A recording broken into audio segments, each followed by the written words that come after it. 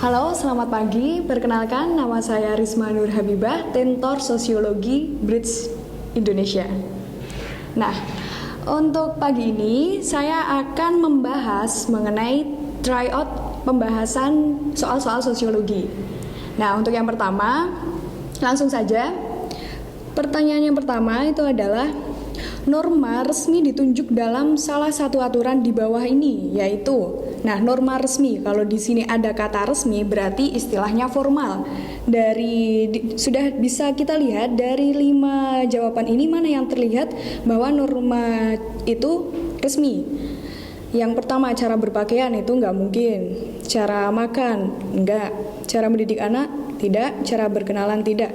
Dan yang benar itu adalah jawaban yang E, cara mengajukan banding.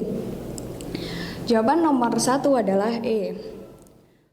Nah, nomor 2, soalnya adalah norma sosial yang mempunyai sanksi paling tegas dan pasti adalah.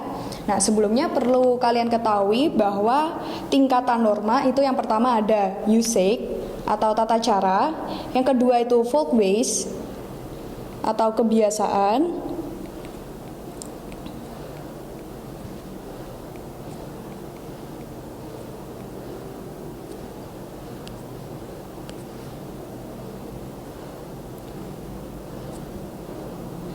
yang ketiga adalah mores atau tata kelakuan,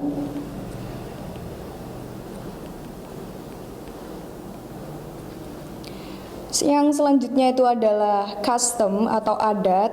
Adat itu istilah lainnya custom, adat istiadat. Dan yang terakhir adalah laws atau hukum. Nah, dilihat dari tingkatan norma sosial, norma yang sanksinya paling tegas itu adalah tingkatan yang paling bawah, yaitu yang law atau hukum. Karena apa? Karena di dalam hukum itu aturannya sudah mengikat, sudah diatur oleh undang-undang. Jadi masyarakat ketika melanggar dia harus ditindak secara tegas, seperti dikenai tindakan pidana dan hukumannya bisa terkena hukuman penjara atau denda dalam bentuk uang misalnya. Nah, untuk nomor 2 ini jawabannya adalah yang laws, hukum. Gimana? Mudah? Kita lanjut ke soal yang nomor 3, yaitu proses modernisasi membawa dampak antara lain masuknya semangat sekulerisme yang berpengaruh terhadap nilai sosial. Nah, ada poin penting yaitu sekulerisme. Apa yang dimaksud dengan sekulerisme? Sekulerisme itu adalah paham atau ajaran yang menganggap kebebasan dalam berinteraksi itu yang paling utama. Maksudnya dia mengesampingkan mengenai ajaran-ajaran agama. Jadi dia bertindak sebebas-bebasnya sesuai dengan keinginan dia.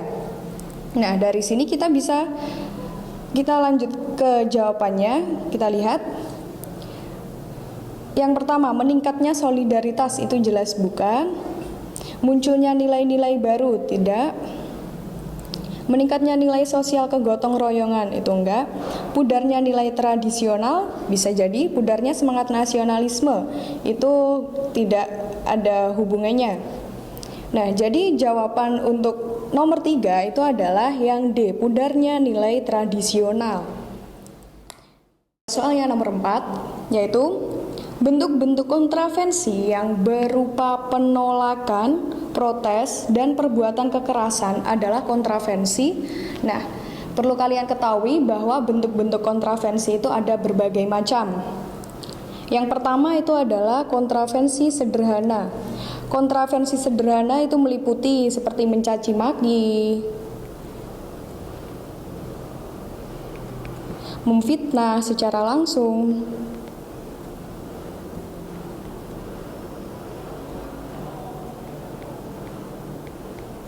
nah, terus ada kontravensi taktis, yaitu dia menggunakan taktis seperti provokasi.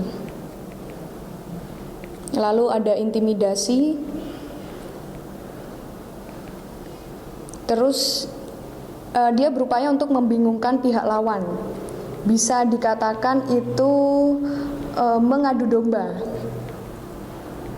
Itu masuk ke dalam kontravensi taktis. Lalu ke bawah aja, kontravensi umum.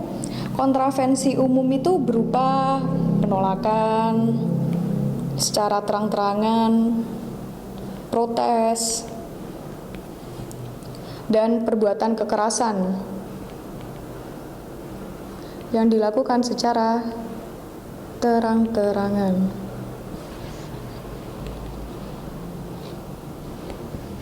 Dan yang terakhir itu adalah kontravensi rahasia. Kontravensi rahasia itu bersifat dia berusaha untuk berkhianat.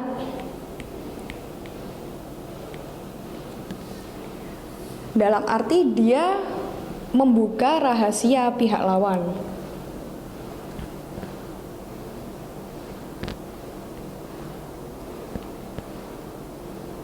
Nah, dari sini kita sudah bisa mengetahui bahwa bentuk-bentuk kontravensi yang berupa penolakan, protes, dan perbuatan kekerasan itu masuk ke dalam kontravensi umum.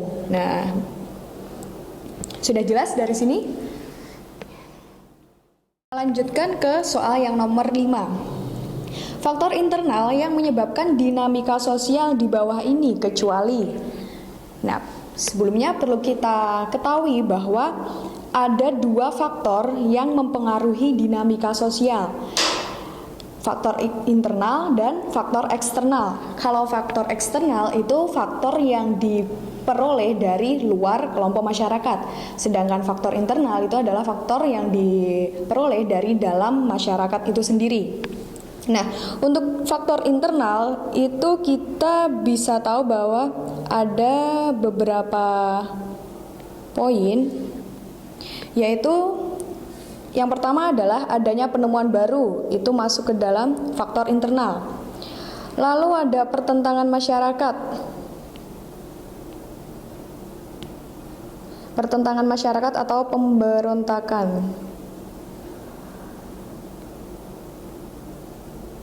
Itu masuk ke dalam faktor internal. Lalu ada terjadinya pemberontakan, itu sama. Pengaruh kebudayaan lain berarti kita kena pengaruh dari kelompok masyarakat luar.